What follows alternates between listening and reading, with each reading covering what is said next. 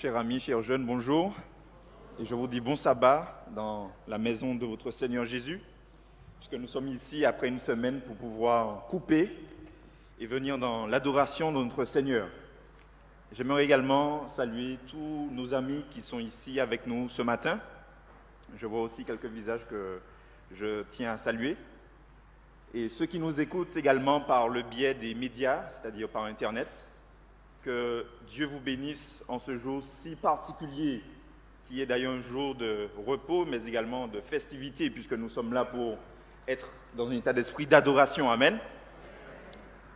Et ce matin, donc, je voudrais, pour quelques minutes, parler avec vous d'une histoire, mais avant, je voudrais vous présenter une situation. Je ne sais pas si ça vous est déjà arrivé, chers jeunes, chers amis, qui étant, par exemple, devant une feuille d'examen ou de contrôle, ou peu importe, et que vous lisiez les questions, que vous vous dites « Ok, cette fois-ci, je pourrais avoir tous les points, 20 sur 20 », et que vous êtes vraiment sûr de vous, parce que vous avez étudié, que vous êtes vraiment confiant quant au résultat.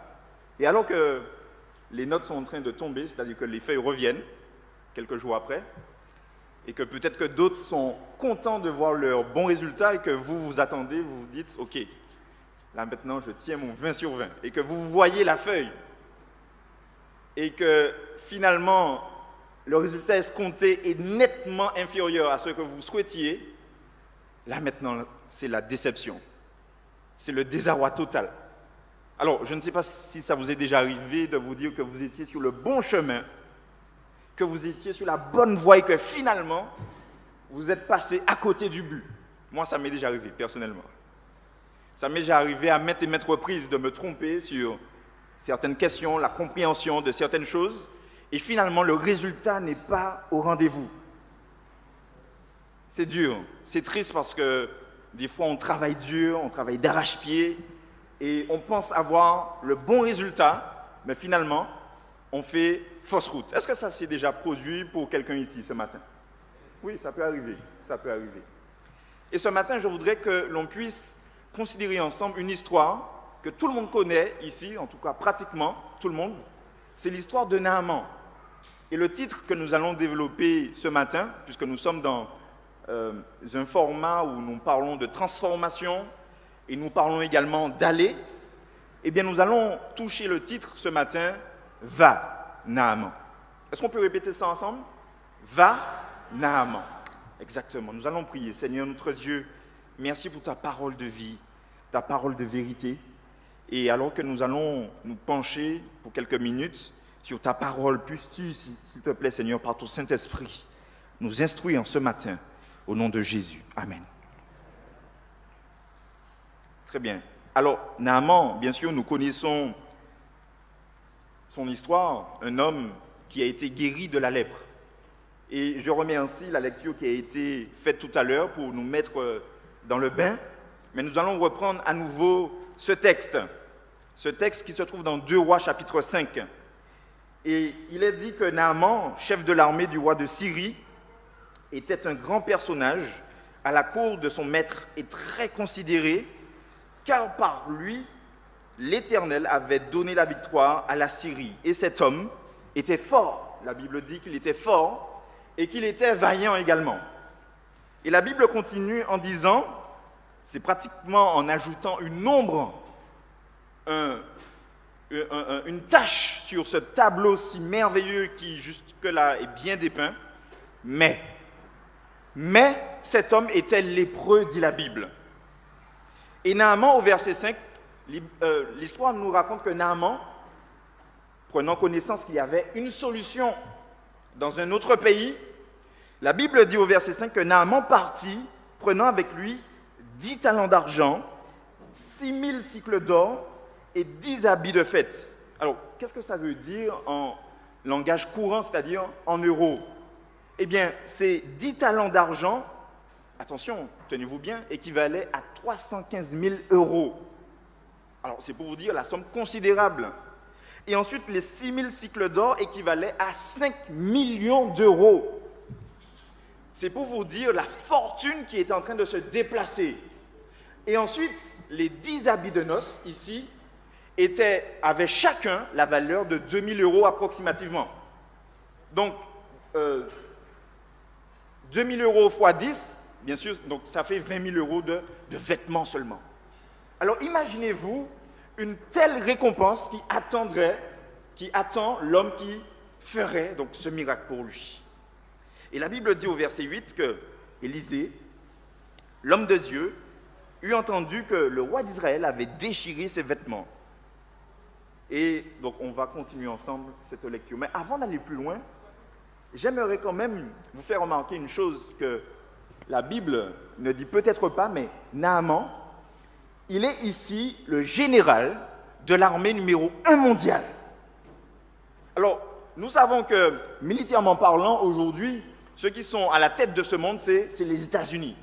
Donc, imaginez celui qui est responsable de l'armée des États-Unis, qui se déplace pour aller voir un homme de Dieu. Alors, c'est quelque chose qui, bien sûr, ce n'est pas marqué dans le texte, mais déjà, ça doit attirer notre attention, parce que Naaman n'était pas n'importe qui. Naaman était l'homme numéro 1 de l'armée numéro 1 mondiale à l'époque. Donc c'était un homme important, c'était un homme de valeur.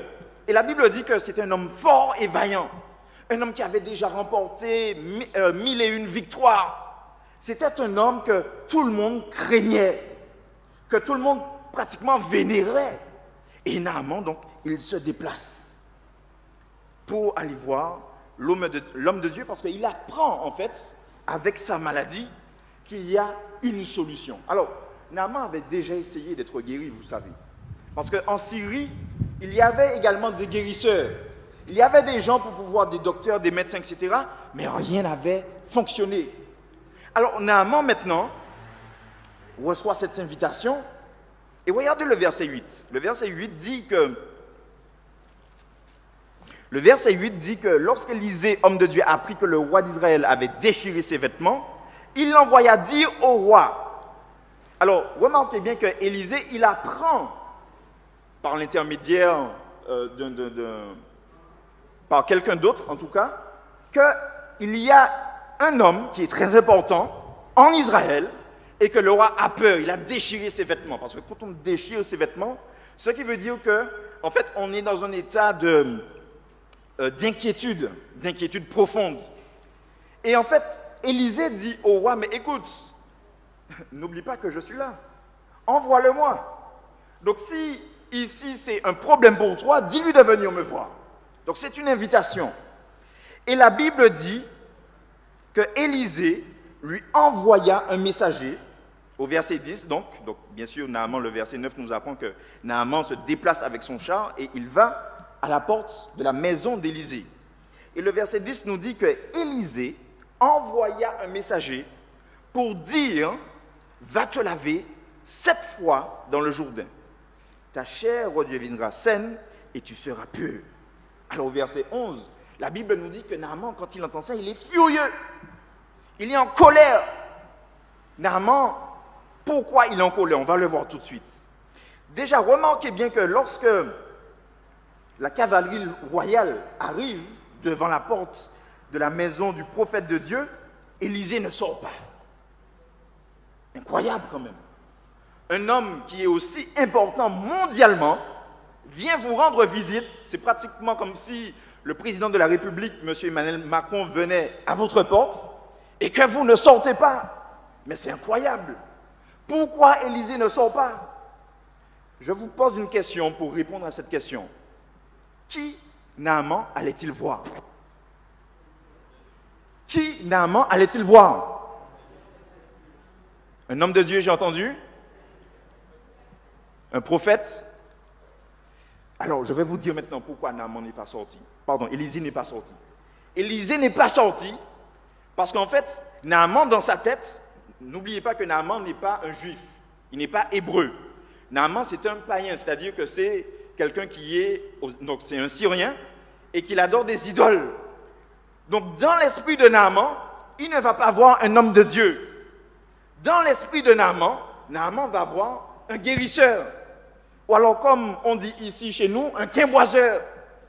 Naaman va voir quelqu'un qui pourra faire un miracle pour lui en implorant je ne sais pas quelle force, et qu'il pourra, d'une manière spontanée, être guéri ainsi.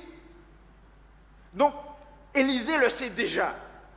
Et Élisée se dit que si je sors à la rencontre de cet homme, et que le miracle est opéré, il va dire que c'est l'homme qui est vu.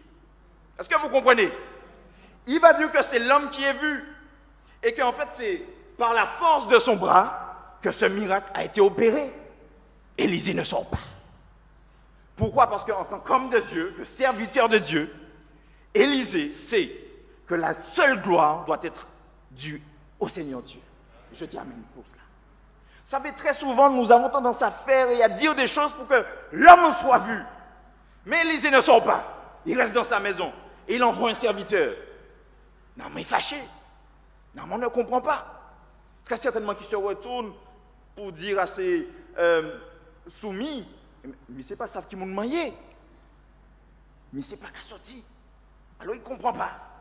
Et attention, il y a un message qui vient avec cet acte d'insoumission.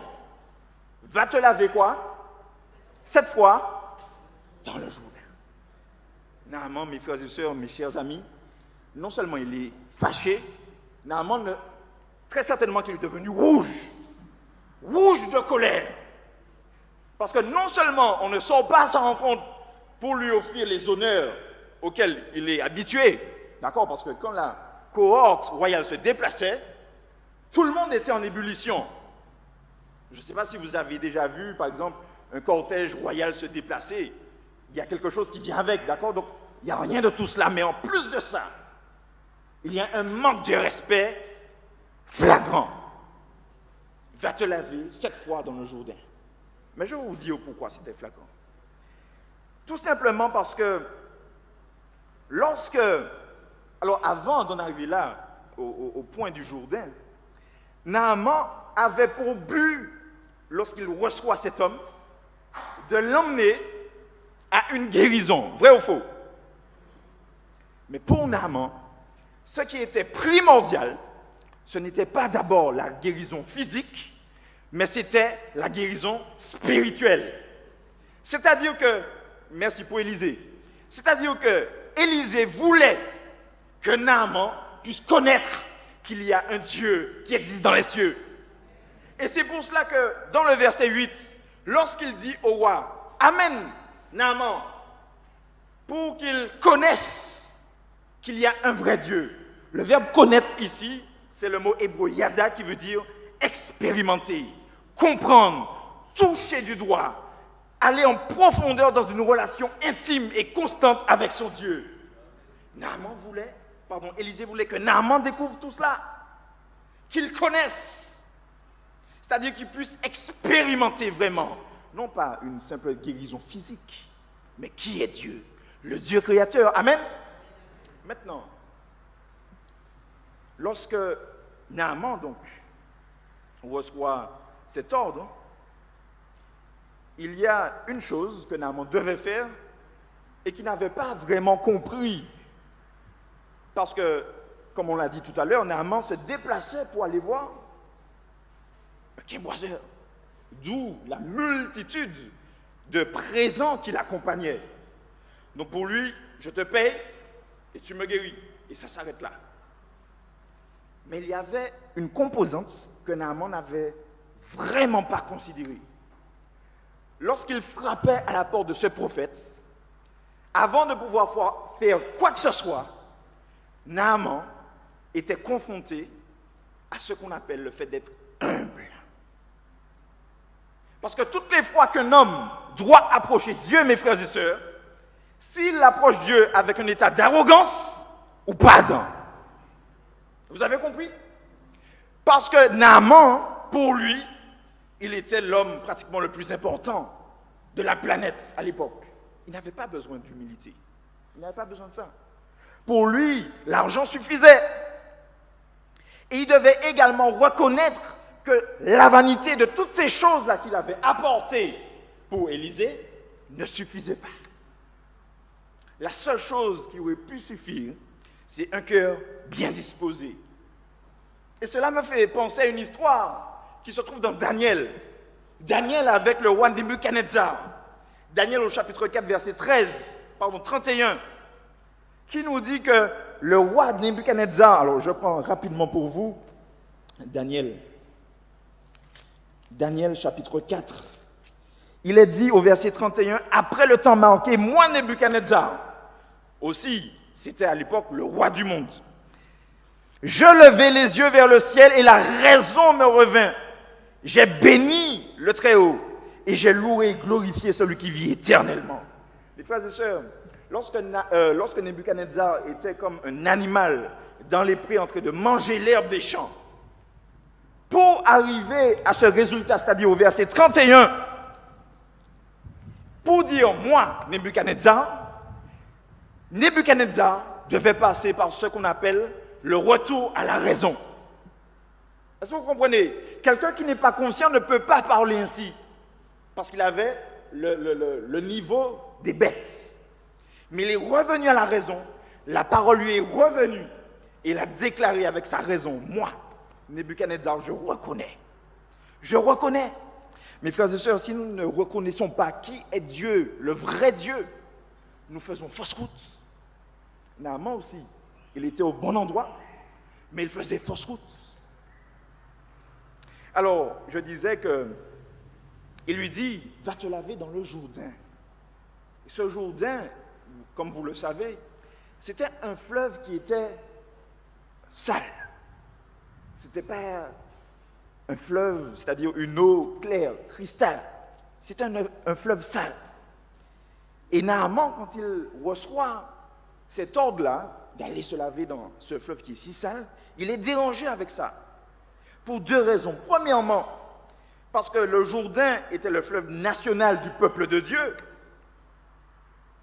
mais également parce que le mot Jourdain a une signification particulière, hautement religieuse. D'ailleurs, le Jourdain, en hébreu qui veut dire Yarden, veut dire celui qui descend. Et je me suis arrêté là-dessus parce qu'ici, il y a une image qui est vraiment intéressante pour nous ce matin. Écoutez ça, l'origine du Jourdain, c'est-à-dire l'origine de ce fleuve, donc le Jourdain, en fait, qui sort du lac de Galilée, c'est-à-dire de la mer de Galilée, il sort limpide de la mer de Galilée. La mer de Galilée qui est située géographiquement au nord, c'est-à-dire en haut. Donc le fleuve du Jourdain descend de ces eaux-là qui sont en haut, et petit à petit, alors que ce fleuve-là descend, il ne tarde pas à se troubler et prend une couleur brun, sale, qui provient de la nature de son lit, pour finir dans la mer morte. La mer morte où nous savons que rien ne peut survivre. Elle porte son nom, c'est la mer morte. Mais cela me fait penser également à quelque chose. Parce que dans le plan de la rédemption également, cela est une image typologique de Jésus. Jésus qui est sorti immaculé du ciel, n'est-ce pas vrai? Il est sorti d'en haut. Et lorsqu'il est descendu sur terre, il a revêtu ce qu'on appelle l'humanité, notre enveloppe charnelle. Il a choisi, il a accepté de cohabiter avec le péché. Jésus également est devenu sale. Il est devenu sale. Mais il a accepté quand même.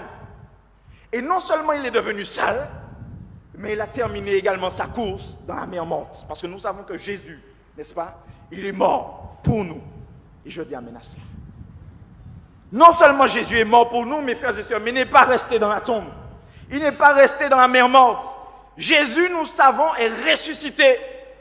Et nous savons que c'est grâce à cette résurrection que nous avons la victoire sur le péché. Je dis amen à cela. Jésus est celui qui, par le Jourdain, montrait au peuple d'Israël que la solution vient d'en haut. Et que cette solution est venue sur terre. Et grâce à cette solution, nous avons la victoire sur le péché. Et je dis amen à cela. Donc, Naaman, je ne sais pas s'il savait autant de détails, mais il était quand même en fureur. Parce que chez lui, en Syrie, il y avait un fleuve qui est appelé le fleuve d'or. Tellement le fleuve était cristal, mes amis. Cristal. Un fleuve hors pair, d'ailleurs, même aujourd'hui, ceux qui vont en Syrie vont visiter ce fleuve. Naaman, lui également qui était une haute figure politique, quand il allait se baigner dans le fleuve, est-ce que vous savez ce qu'il allait faire dans le fleuve? Il allait également c'était pratiquement quand on allait se baigner dans le fleuve, dans une culture païenne, on rendait un culte à la divinité. Donc quand Naaman reçoit l'ordre d'aller se baigner dans un autre fleuve avec un autre Dieu, Naaman reçoit également l'ordre, laisse ton Dieu pour venir adorer le mien. Est-ce que vous comprenez? Donc Naaman n'est pas content avec ça.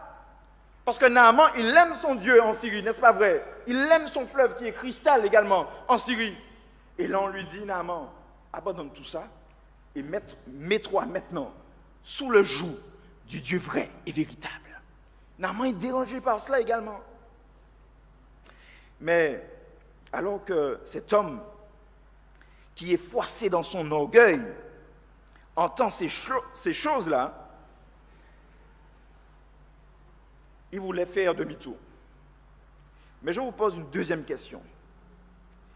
Alors que Naaman se déplaçait donc chez ce prophète, c'est-à-dire le prophète Élisée, qui se déplaçait à ce moment-là? Qui se déplaçait pour aller voir Élisée?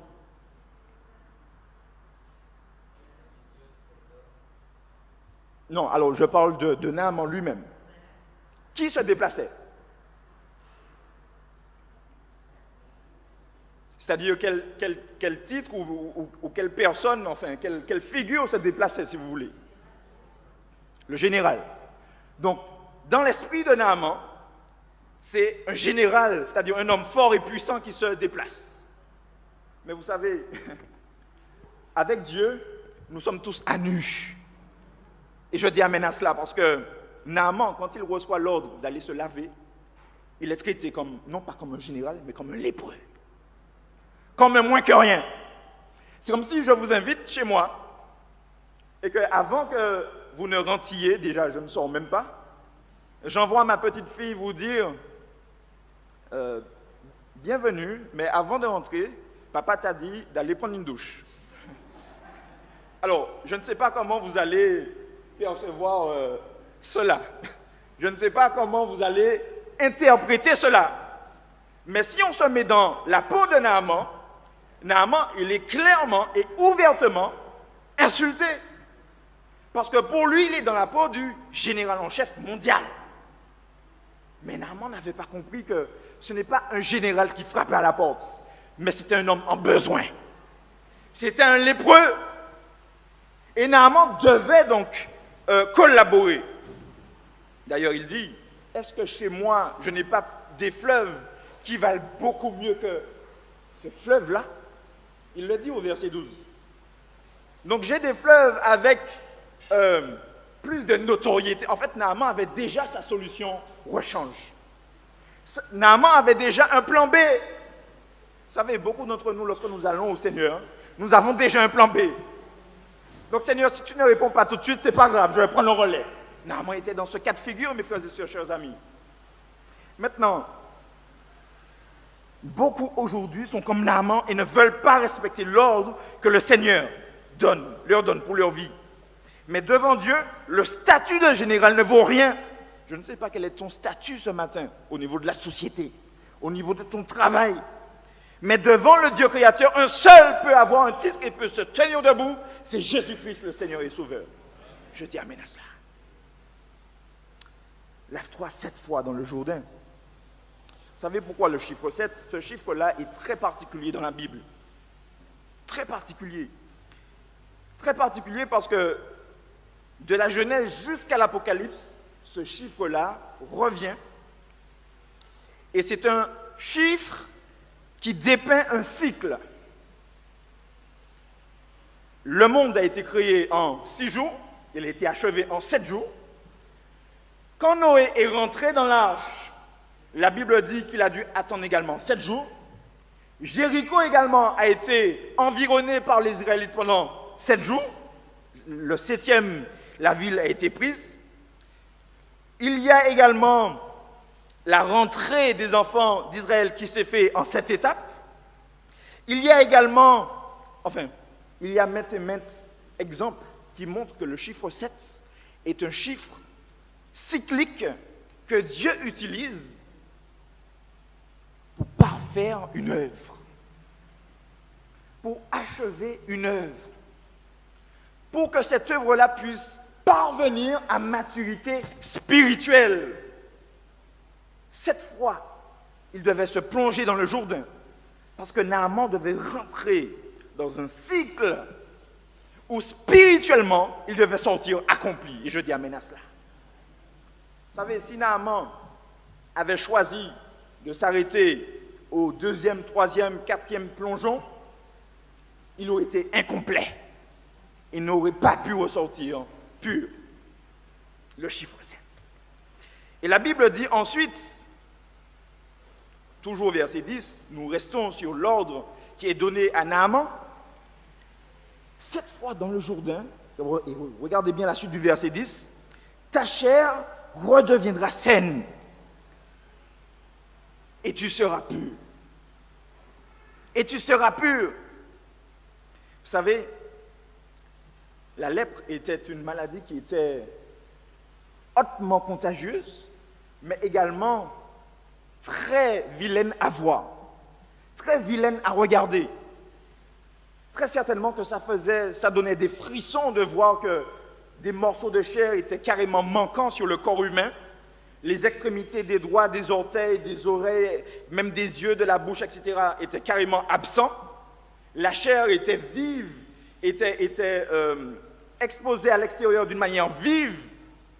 Et cet homme-là ou cette femme-là était dépourvu de sensibilité physique. Dépourvu.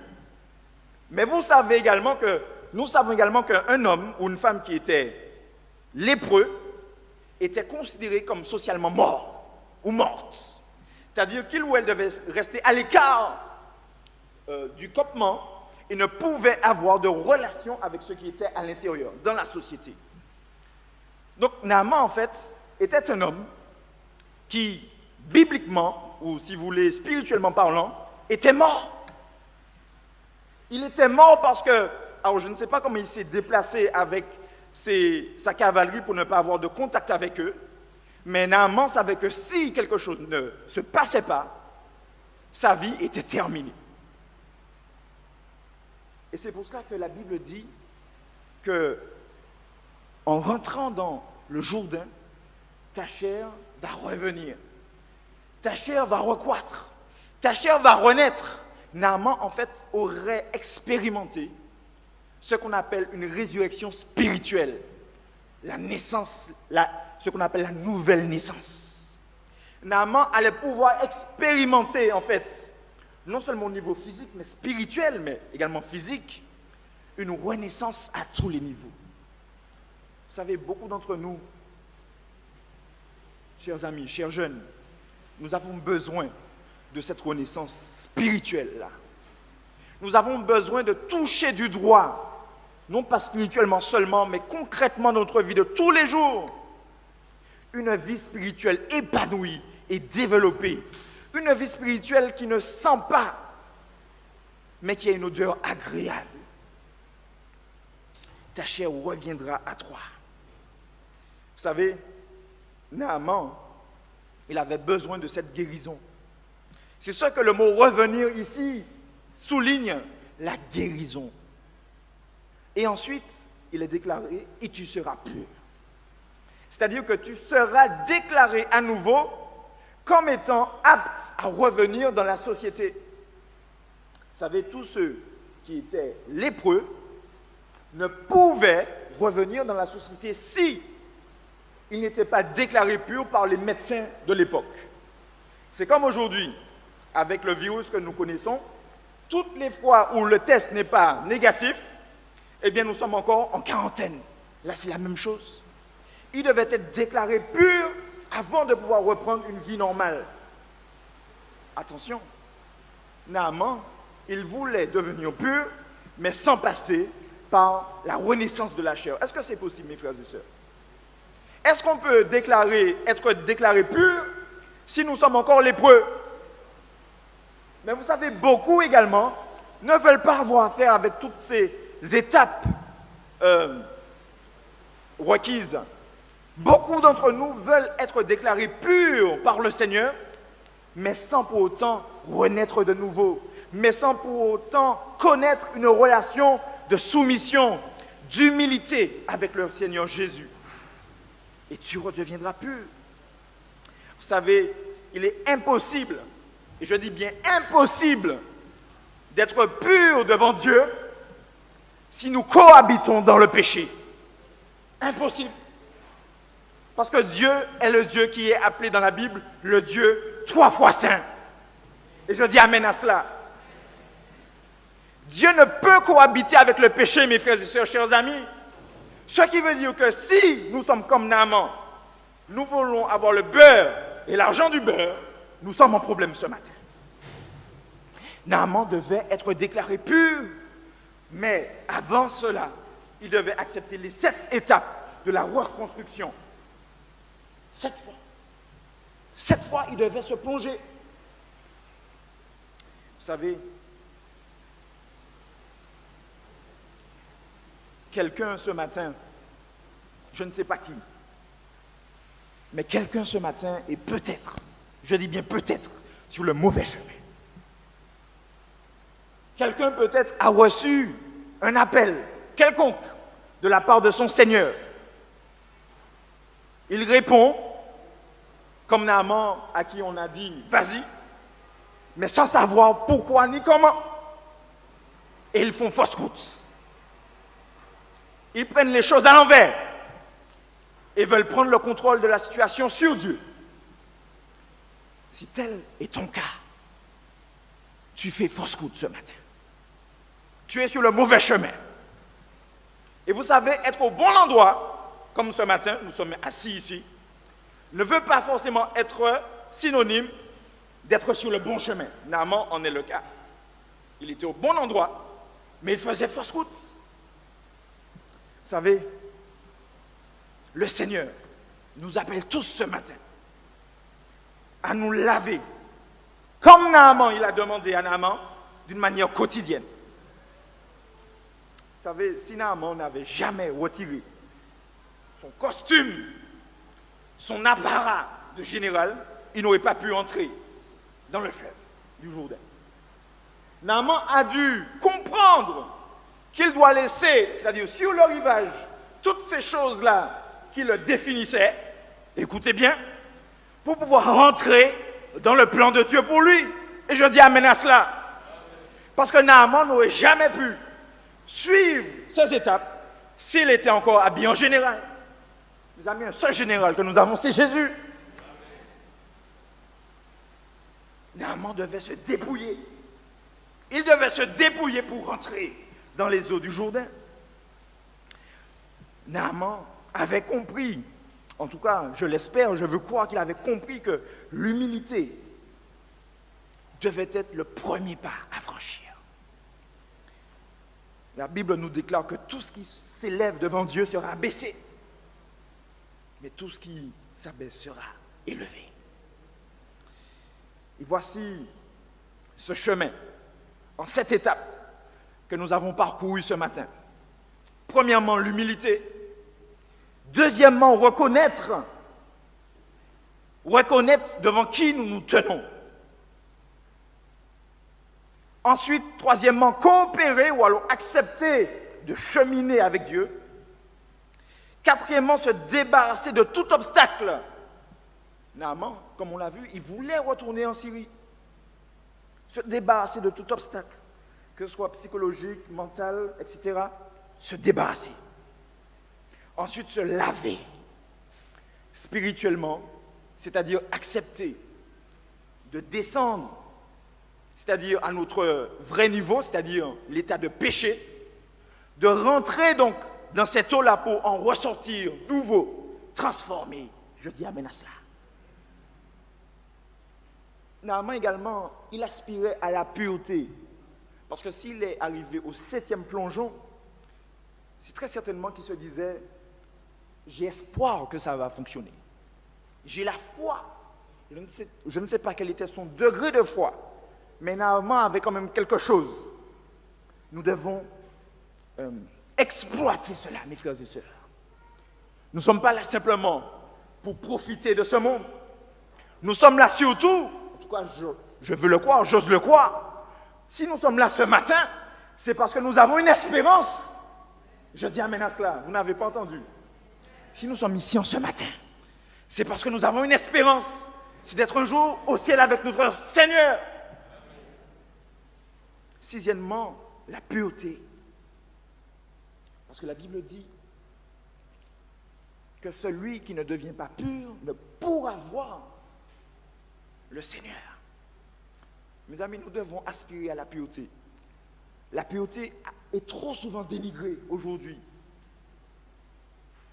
Se traiter parfois d'Ellen White entre nous pour dénigrer. C'est vrai ou c'est faux? Je ne dis pas des bêtises. Je sais de quoi je parle. Se traiter de ravette l'église, de toutes sortes de choses. Allons arrêter avec ça. Et allons jouer à celui qui est plus saint, plus fort, plus consacré pour avancer pour notre Seigneur Jésus-Christ. Nous ne sommes pas là pour plaire le monde. Moi, je suis là pour plaire mon Dieu. Je dis amen à cela. Aspirer à la pureté, à ce qu'on appelle la piété. C'est ça notre but aujourd'hui. Nous ne sommes pas là pour faire comme tout le monde. Si c'est le cas, détrompe-toi, tu es sur la mauvaise voie ce matin. Et ensuite, numéro 7. Et ça, c'est ce que nous faisons également aujourd'hui, n'est-ce pas, dans ce jour de sabbat qui est le 7e jour de la semaine, se réjouir pour tout ce que le Seigneur a fait pour lui, pour Naaman, et pour nous également. Se réjouir. Ça, c'est l'étape de la perfection. Naaman, au verset 15, était content. Est-ce que nous sommes contents ce matin d'être ici? Est-ce que nous sommes contents d'avoir été rachetés par le sang de l'agneau? Est-ce que nous sommes contents aujourd'hui d'être appelés enfants de Dieu? Nous allons prier ensemble. Je vous invite à vous mettre debout pour tous ceux qui le souhaitent, afin que le Seigneur puisse toucher chaque cœur ici, afin qu'il soit transformé à salut. À salut. Seigneur notre Dieu, merci pour cet exemple dans ta parole. Merci Seigneur de nous faire voir que si toutefois nous sommes sur la mauvaise voie, oh Seigneur, par ton amour, ramène-nous. Ramène-nous et conduis-nous Seigneur, afin que nous te soyons soumis, que nous te soyons totalement dédiés Seigneur, et que ton nom soit inscrit, écrit sur chacun des fronts ici inclinés devant toi, devant ta majesté. Seigneur, bénis-nous et que cette parole puisse être bien plantée dans notre cœur, qu'elle puisse pousser et qu'elle puisse porter du fruit. Bénis chaque jeune ici, tous ceux qui ont pris part également à ce programme, physiquement mais également même sur les réseaux sociaux. Bénis chacun d'entre nous ici en ce matin et que ton nom soit élevé dans nos vies au nom de Jésus. Amen.